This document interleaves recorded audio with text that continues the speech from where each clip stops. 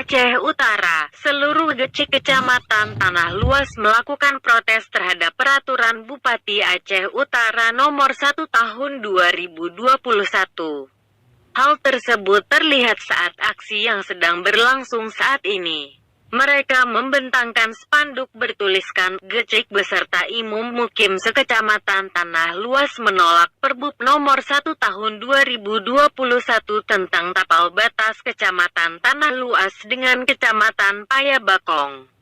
Apabila Perbup nomor 1 tahun 2021 tidak dicabut, maka kami mengembalikan stempel Gecik kepada Bupati Aceh Utara.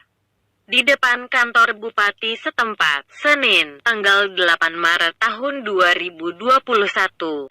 Terkait tapal batas seluruh Gecik tanah luas, geruduk kantor Bupati Nanggro.net menelusuri Perbup tersebut.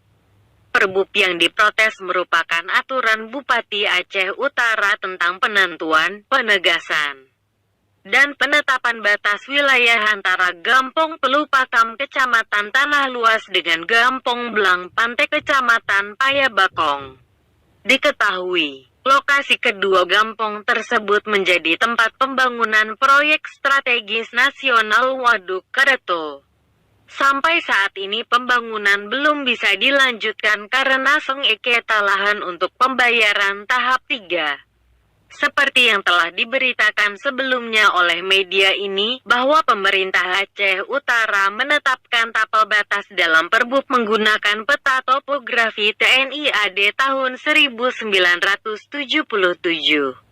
Dalam peta tersebut, Gampong Pelupakam kehilangan sebagian wilayah tanah. Selain itu ada juga tanah wilayah Kecamatan Tanah Luas.